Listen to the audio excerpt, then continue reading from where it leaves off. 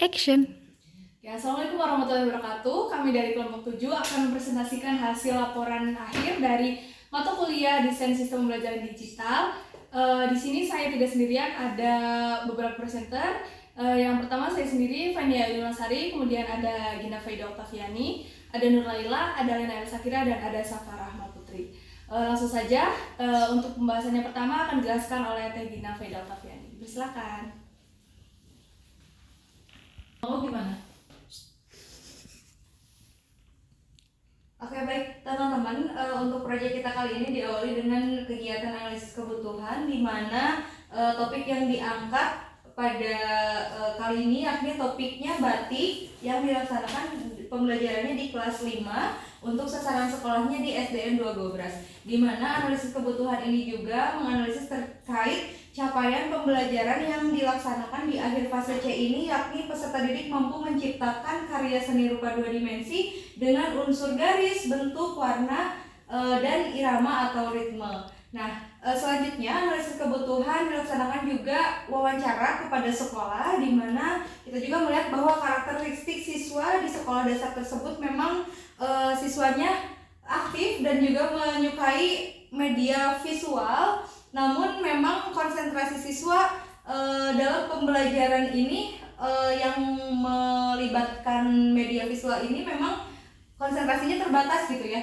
Dan kemampuan digital siswa di sekolah tersebut memang beragam, ada yang sudah lancar, ada juga yang memang membutuhkan pengarahan dari pendidiknya seperti itu.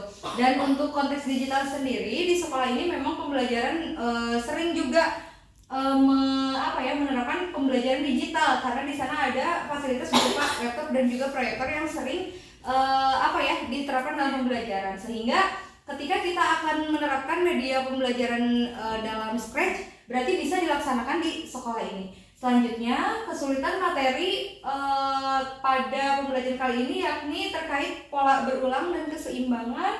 Selanjutnya, visualisasi dari motif yang kita angkat, dan itu adanya perbedaan kemampuan digital dari siswa sehingga pembelajaran akan dirasa lebih lama dari apa yang telah kita targetkan. Itu saja mungkin yang dapat saya sampaikan, dikembalikan lagi kepada moderator.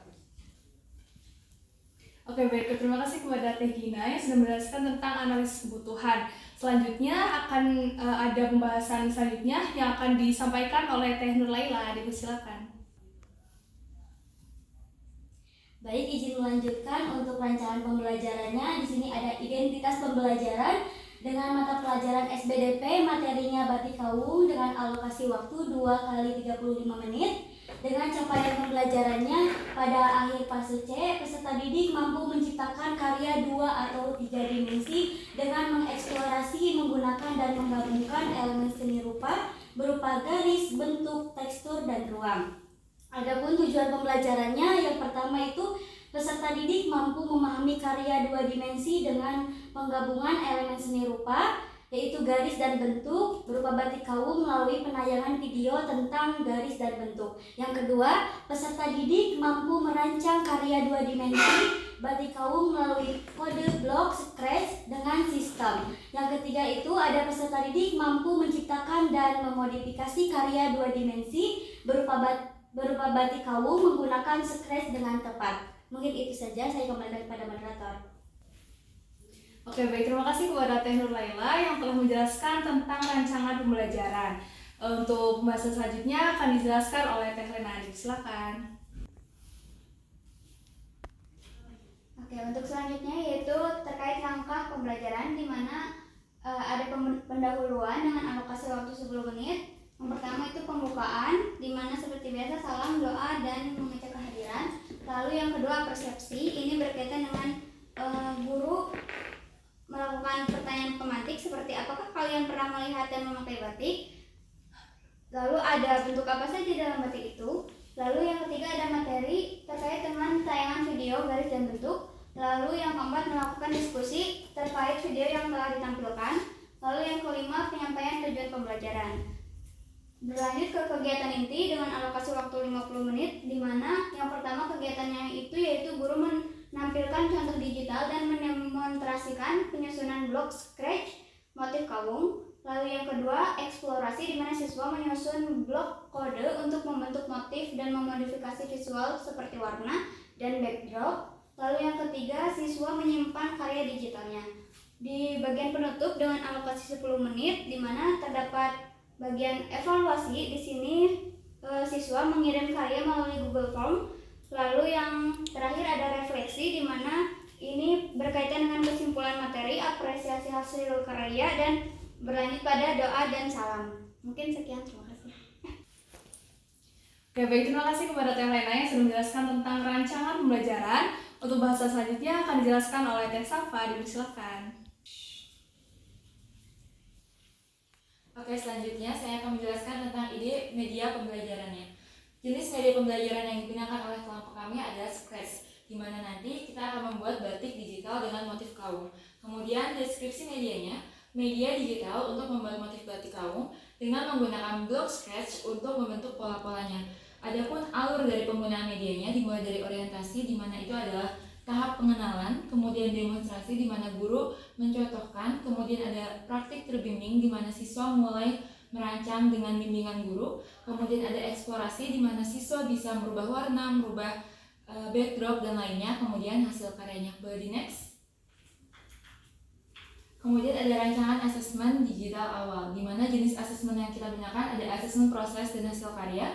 Di sana tujuan asesmennya untuk menilai kemampuan merancang dan memodifikasi motif batik digital dengan bentuk asesmen observasi proses dan rubrik penilaian karya.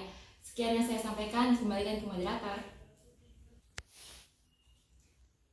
Oke, baik, terima kasih kepada Teh Safa yang sudah menjelaskan tentang rancangan asesmen digital awal. Selanjutnya ada prototype media Scratch yang akan dijelaskan oleh saya sendiri. Di sini sudah tertera yaitu media interaktif batik motif kaung berbasis Scratch. Nah, di sini ada bagian kodenya, kemudian kodenya dimasukkan kepada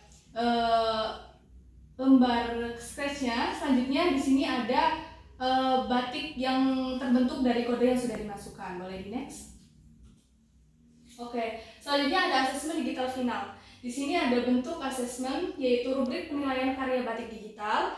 Hasil penilaiannya ada yang pertama yaitu pola berulang dengan kriteria pola batik ini dibuat berulang dan teratur atau tidak. Yang selanjutnya ada penggunaan garis dan bentuk. Nah, kriterianya garis dan bentuk terlihat jelas atau tidak. Yang ketiga ada kombinasi warna. Kriterianya warna digunakan bervariasi dan harmonis. Kemudian aspek yang selanjutnya ada keseimbangan komposisi dengan kriteria motif tersusun seimbang ataupun tidak. Selanjutnya ada kreativitas modifikasi dengan kriteria ada modifikasi warna atau pola dari contoh. Masing-masing asesmen diberikan skor 1. Boleh di next? Oke. Untuk selanjutnya ada uji coba dan refleksi. Yang pertama uji coba yaitu yang pertama menggunakan media Scratch yang dibuat. Yang kedua melakukan sebagian kegiatan belajar. Yang ketiga menguji asesmen digital secara singkat. Kemudian ada refleksi. Setelah kita melakukan uji coba terbatas, yang pertama kita akan melakukan refleksi yaitu apa yang berjalan dengan baik dari yang sudah dilakukan tadi. Kemudian yang kedua ada apa yang perlu kita perbaiki. Dan yang ketiga kita harus merencanakan revisi setelah tadi melihat apa yang sudah baik dan belum baik. Oke. Terima kasih yang dapat saya sampaikan dan kelompok kami sampaikan. Kurang lebihnya mohon maaf. Wassalamualaikum warahmatullahi wabarakatuh.